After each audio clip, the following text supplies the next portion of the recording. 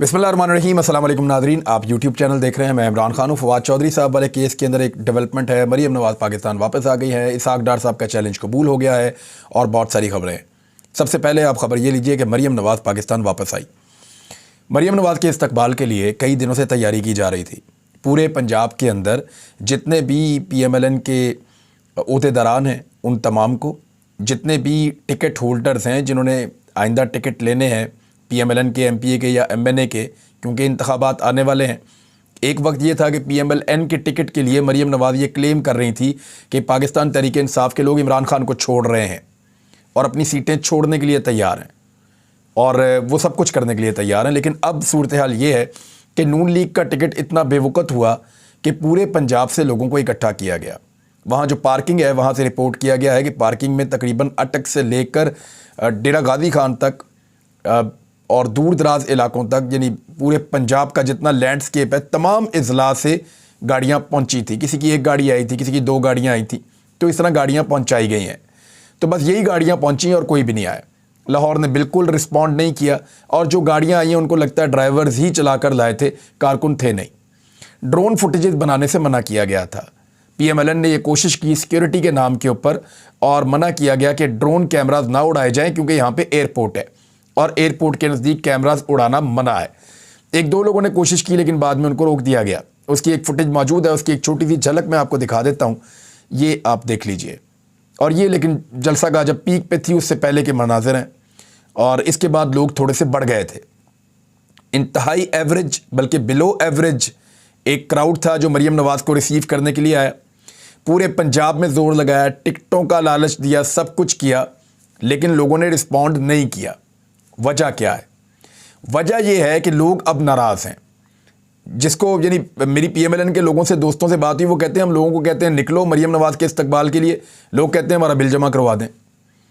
लोग कहते हैं गैस का इतना बिल आ गया, बिजली का इतना बिल आ गया, पेट्रोल इतना महंगा हो गया, हमारे घर का राशन ख़त्म हो रहा है, हम कहाँ आपके साथ चल पड़ें।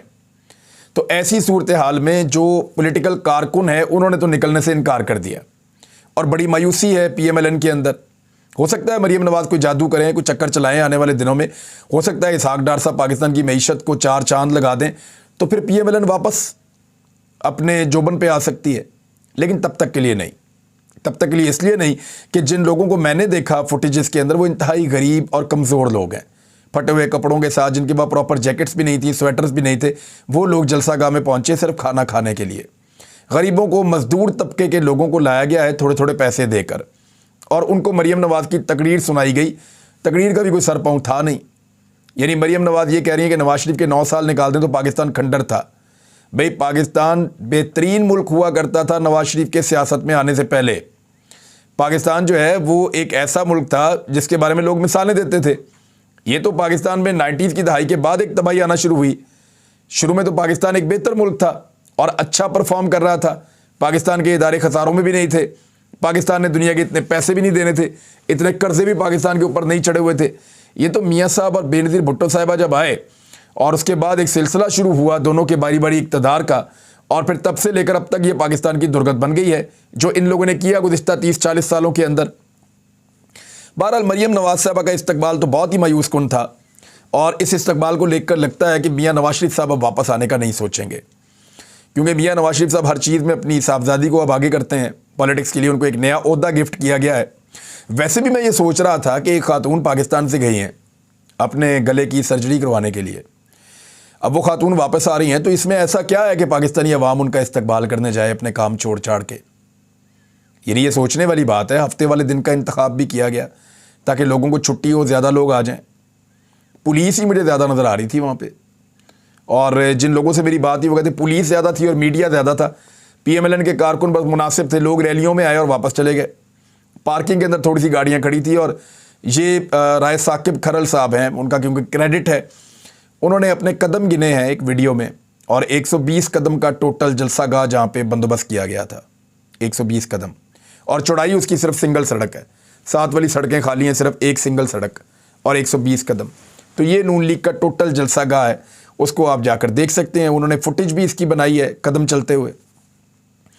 तो कुछ भी नहीं है, बहुत छोटा सा एक जलसा किया है और बहुत कारकुन भी इस तरह के थे। यानी मैं ये देख रहा था کہ مریم نواز صاحبہ نے اتنا زور لگا کے ساری پارٹی کو متحرک کر کے سب لوگوں کو کہہ کر جتنے لوگ اکٹھے کیے لاہور ایئرپورٹ پہ اپنے استقبال کے لیے، اتنے لوگ تو ویسے ہی وہاں پہنچ جاتے ہیں بنی گالہ میں.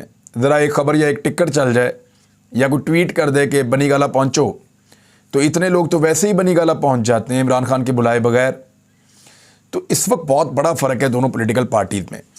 مریم نواز نے کہا، اور جو ایک بڑی عجیب بات کی، کہ نواز شریف انہوں نے کہا پاکستان کا سب سے بڑا لیڈر ہے، اور ساتھ میں انہوں نے کہا کہ نواز شریف ایک دن بھی آرام سے نہیں بیٹھیں گے. پھر نواز شریف صاحب کے بارے میں انہوں نے کہا کہ نواز شریف صاحب کو نکالا گیا ہے پاکستان سے. یعنی انہوں نے کہا نواز شریف کو 3 دفعہ حکومت میں نکالا گیا اور 2 دفعہ ملک سے نکال دیا گیا. دیکھیں اب ذرا غور کریں، نواز شریف کو پرویز مشرف صاحب کے دور میں ملک سے نکالا نہیں گیا تھا. نواز شریف صاحب معاہدہ کر کے ملک سے باہر گئے تھے اور بڑے خوشی خوشی گئے تھے. ان کی فوٹیجز موجود ہیں ہنسی خوشی ملک سے باہر جانے کی، بلکہ بہت سارا سامان بھی اپنے ساتھ لے کر گئے تھے، اس کی فوٹیج بھی موجود ہے، بکسے اکٹھے کر کے. اور یہ تو بہت خوش تھے. عارف حمید بھٹی صاحب بتاتے ہیں کہ کلثوم نواز صاحبہ مرحومہ بہت خوش تھیں اور نواز شریف صاحب وغیرہ بہت خوش تھے کہ ہم اب پاکستان سے باہر جا رہے ہیں، ہماری بات بن گئی ہے اور ہماری ڈیل ہو گئی ہے. تو نکالا نہیں گیا تھا، خود ملک سے گئے تھے. اور دوسری مرتبہ اب مریم نواز کلیم کر رہی ہیں کہ نواز شریف کو ملک سے نکال دیا گیا. کب نکالا گیا؟ یہ تو میاں صاحب عدالت کے اندر ان کا بھائی جو وزیر اعظم اس وقت پاکستان ہے، اس نے لکھ کر دیا ہوا ہے کہ میرا بھائی 4 ہفتے کے علاج کے لیے برطانیہ جا رہا ہے، علاج کروا کے واپس آ جائے گا. پاکستان کی عدالتیں بلا رہی ہیں، نہیں آ رہا، مفرور ہے، اشتہاری ہے، واپس ہی نہیں آ رہا، بلا کر تھک گئے ہیں، اور وہ کہہ رہی ہیں ملک سے نکالا ہوا ہے. یعنی ان کے جھوٹ بولنے کی بھی حد ہوتی ہے کہ نواز شریف کو ایسا لگتا ہے ڈنڈے مار مار کے ملک سے نکالا ہے. اور بھائی ملک سے نکالا نہیں ہے، میاں صاحب خود نس گئے ہیں ملک سے، اور یہاں پہ پلیٹلس گرا کے وہاں جا کے اٹھا لیے. یعنی وہاں کی رپورٹوں کے اندر اٹھے ہوئے ہیں، یہاں کی رپورٹوں میں گرے ہوئے ہیں. پھر سہولت کار ان کے اسی طرح سے رپورٹیں تیار کرواتے ہیں جعلی. بہرحال مریم نواز کا یہ کلیم بہت حیران کن ہے کہ دونوں مرتبہ نواز شریف کو زبردستی ملک سے نکالا گیا ہے. بلکہ زیادہ حیران کن یہ ہے کہ اس مرتبہ بھی وہ کلیم کر رہی ہیں کہ نواز شریف صاحب کو ملک سے نکال دیا گیا ہے. وہ کہتی ہیں اسحاق ڈار صاحب پہ بھروسہ رکھنا ہوگا. لیکن میں نے ایک چیز میرے دل کے اندر تھی اور میں دیکھنا چاہتا تھا کہ ارشد شریف کی میت کا مذاق اڑانے والی جو عورت ہے، وہ جب پاکستان آئے گی تو اس کو کتنے لوگ لینے آئیں گے.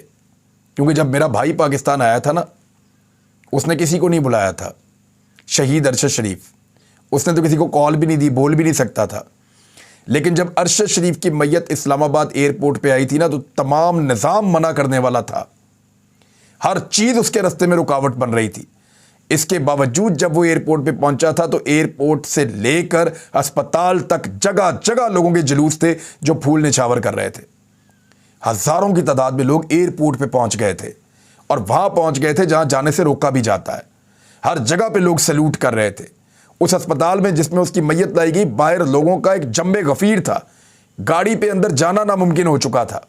پیدل باہر نکل کے اپنی گاڑی تک پہنچنے میں ہمیں کئی منٹ لگ گئے تھے. اتنے لوگ وہاں پہ آئے تھے، اور پاکستان کے ہر صوبے سے آئے تھے، ہر جگہ سے آئے تھے. وہ تھا ارشد شریف. اور پھر جو ان کی نماز جنازہ ہے، جس طرح لوگ ان کے گھر میں آئے، تانتا بندہ ہے ابھی تک، جس طرح لوگ ان کی قبر پہ حاضری دیتے ہیں روزانہ، ان ساری چیزوں کو میں جب دیکھ رہا تھا تو میرے دل کے اندر یہ تھا کہ میں دیکھوں گا کہ اس عورت کا استقبال لوگ کیسے کرتے ہیں، جس نے ہمارے بھائی کی توہین کی تھی، اس کی میت کی، اور ایک ٹویٹ کیا تھا اور اس کو ڈیلیٹ کرنے سے بھی انکاری ہو گئی تھی. اور بعد میں جب بہت سارے لوگوں نے سمجھایا تو اپنا پولیٹیکل فائدہ دیکھتے ہوئے دوبارہ ڈیلیٹ کیا اس کو. لیکن ان کے اندر کا بغض سامنے آ چکا تھا، نفرت سامنے آ چکی تھی. میں دیکھنا چاہتا تھا کہ یہ میرے بھائی سے کتنے چھوٹے ہیں، بونے اس کے سامنے، ارشد شریف کے سامنے، شہید کے سامنے ان کی کوئی اوقات نہیں ہے. اس کے بغیر بلائے اتنے لوگ آ گئے، اتنے لوگ آ گئے اس کے بغیر بلائے کہ یہ پورے خاندان کے سارے جلسے ایک طرف اکٹھے کر لینا تو اس سے آدھے لوگ ان کے نہیں آتے. یہ اپنے خاندان کے سارے جلسے نکال کے دیکھ لیں، جتنی عوام انہوں نے آج تک اکٹھی کی ہے، کوئی بھی ایک جلسہ، کوئی بھی ایک ان کا اجتماع ایسا نہیں ہے. ان کے خاندان کے بندے بھی مرے ہیں، ان کے بھی جنازے آپ چیک کروا لیں، 400 بندہ، 500 بندہ، 1200 بندہ بس. تو ارشد شریف شہید، جس کے یہ دشمن تھے، جس سے یہ نفرت کرتے تھے، جس کی میت کا اس عورت نے مذاق اڑایا تھا، اس سے بہت زیادہ لوگ، ان سے بہت زیادہ لوگ ارشد شریف کو ریسیو کرنے کے لیے اسلام آباد کے ایئرپورٹ پر پہنچے تھے. مجھے اس بات پہ فخر ہے اور مجھے اس بات پہ بڑا اطمینان ہوا ہے، اور میں پاکستانیوں سے راضی ہوں यानी मेरा बड़ा जी खुश हुआ इस बात पे कि पाकिस्तानियों ने हक अदा किया था। मरियम नवाज़ को बड़ा ज़बरदस्त किस्म का प्रोटोकॉल दिया गया, बहुत बड़ी तादाद के अंदर जो रियासती मशीनरी इस्तेमाल की गई, बहुत सारी पुलिस इस्तेमाल की गई, और ये वही पुलिस है जिसकी सिक्योरिटी इमरान खान साहब से वापस ले ली गई है। हालांकि राना सनाउल्लाह का क्या कहना है इमरान खान साहब के ऊपर हमला होने के हवाले से? राना सनाउल्लाह अपने मुंह से कह रहे हैं, लंदन में उन्होंने मीडिया से बात की है, इमरान खान के खिलाफ गैर मुल्की एजेंसियां कार्रवाई कर सकती हैं, और 26 नवंबर को भी इमरान खान की जान को गैर मुल्की एजेंसी से खतरा था। यानी पाकिस्तान के जो मुखालिफ ममालिक हैं वो किसको मारेंगे पाकिस्तान में? उसी को मारेंगे ना जिससे उन्हें खतरा होगा या उन्हें लगता होगा कि ये हमारे मफादात के खिलाफ है। तो ये तो अब इमरान खान साहब के दुश्मन खुद मान रहे हैं, या मौजूदा हुकूमत खुद क्लेम कर रही है कि पाकिस्तान के जो दुश्मन मुल्क हैं उनकी एजेंसीज इमरान खान साहब को कत्ल करना चाहती हैं, नवाज शरीफ को नहीं करना चाहती, बाकियों को नहीं करना चाहती, इमरान खान को करना चाहती है। वजह क्या है? वो पाकिस्तान को आगे निकलता हुआ नहीं देखना चाहते। फिर तो साफ बात है वो इमरान खान के हक में गवाही दे रहे हैं।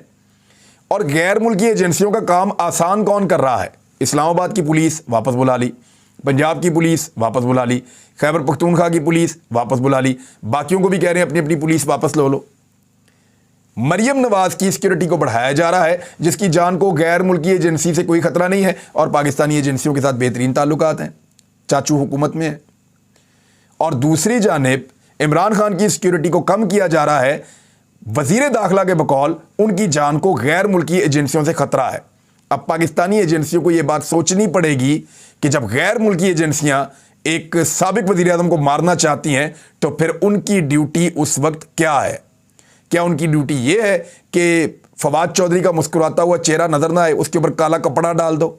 मैं उस पर बात करता हूं। अभी राना सनाउल्लाह साहब ने यह बात की, IMF ने पाकिस्तान को बहुत मुश्किलात में डाल दिया, उस पर बाद में बात करते हैं, लेकिन पहले फवाद चौधरी साहब का केस।